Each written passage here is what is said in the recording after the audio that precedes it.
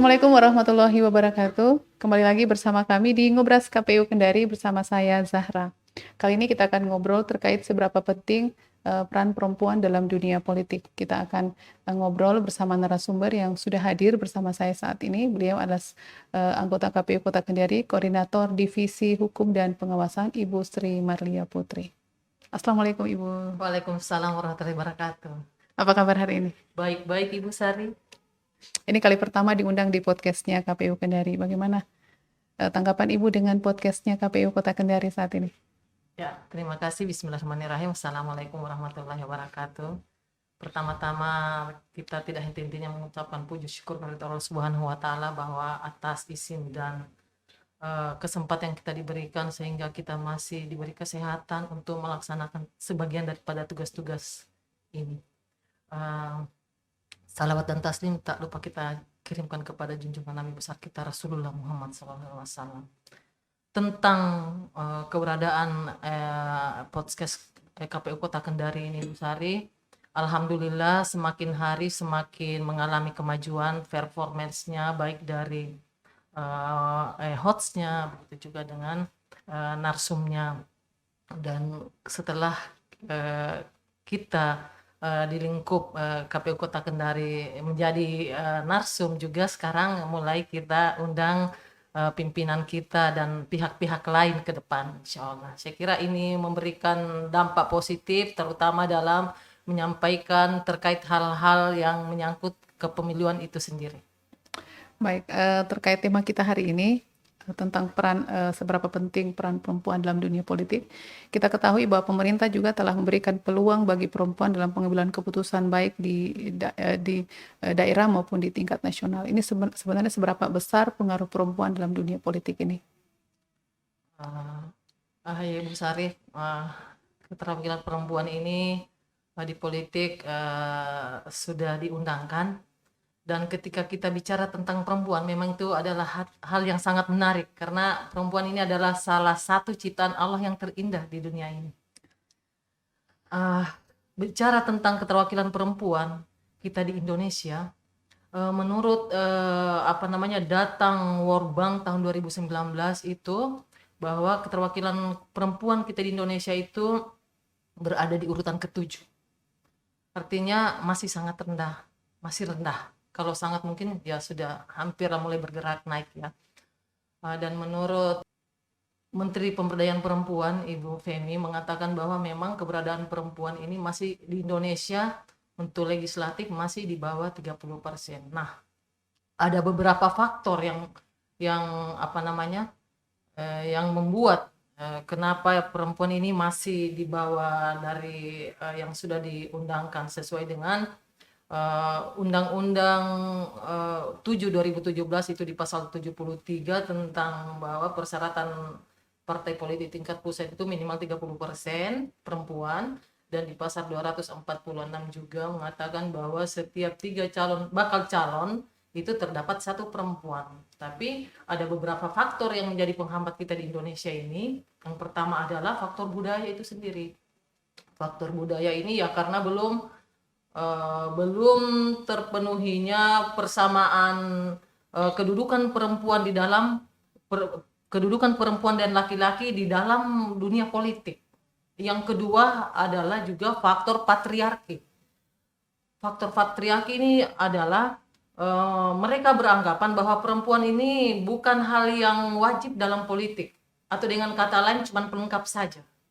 Faktor kemudian adalah masih kurangnya pendidikan pendidikan politik dan kaderisasi di partai politik yang bisa membantu perempuan untuk lebih bisa mengangkat atau menambah kualitas dirinya di dalam dunia politik untuk bisa berada sejajar dengan laki-laki. Dan faktor keempat adalah yang dari kualitas perempuan itu sendiri masih minim. Nah, untuk itu mungkin ya ada beberapa hal juga yang mungkin harus dilakukan. Ya, antara lain adalah untuk meningkatkan kemampuan atau kualitas perempuan itu ya dibutuhkan keterlibatan semua pihak, antara lain adalah dari pihak pemerintah, dari pihak partai politik, dan dari perempuan itu sendiri harus sadar untuk meningkatkan kualitas dan kapasitasnya.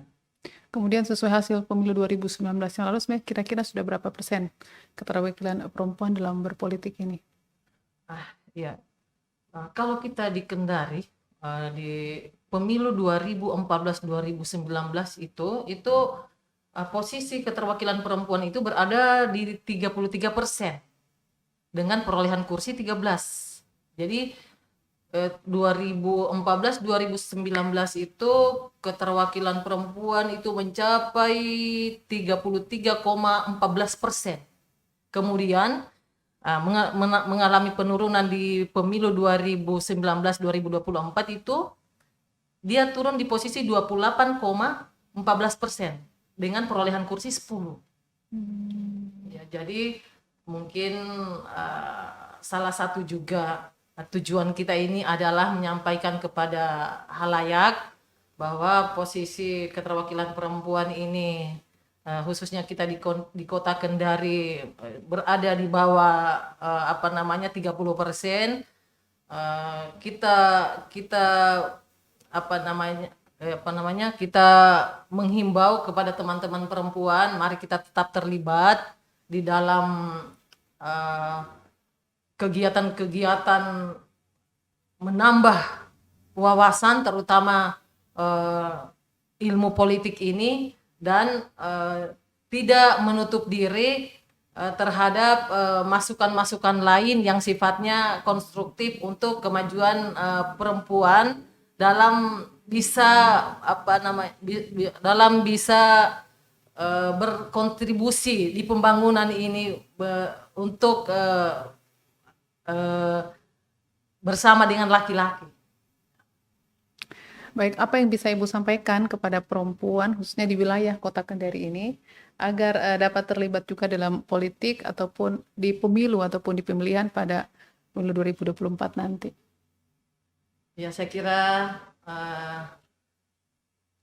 himbauan untuk semua teman-teman perempuan, kami sebagai penyelenggara teknis di KPU Kota Kendari ini ya menyampaikan kepada teman-teman, mari kita terlibat dengan kegiatan-kegiatan kenegaraan seperti ini, terutama pesta demokrasi yang sebentar lagi akan kita helat, dan sekarang tahapannya sudah masuk. 14 Juni kemarin sudah di launching. Ada perekrutan badan ad hoc, ada beberapa yang bisa kita berpartisipasi di dalamnya. Mari kita ikut terlibat agar apa yang menjadi kebutuhan-kebutuhan kita, ya dalam hal ini bisa membantu wakil-wakil perempuan di parlemen itu. Salah satunya melalui ini bisa kita kembangkan diri kan melalui misalnya sudah terlibat di badan ad hoc. Ini kan sudah pelatihan, sudah ada ilmunya dari situ. Kemudian kalau kita mau kembangkan, tidak mesti kan di badan ad hoc terus. Bisa misalnya mau naik ke atas, misalnya menjadi anggota KPU atau terlibat kembali di perhelatan pileg gitu. Saya kira ini adalah pembelajaran buat kita untuk latihan-latihan untuk memampukan diri. Walaupun saya biasa katakan bahwa kita ini berjuang untuk memperjuangkan untuk menyampaikan supaya hak-hak itu hak-hak perempuan itu terakomodir dan substansial. Ya, melalui dengan harus ada yang duduk di tempat yang tepat, misalnya di parlemen itu.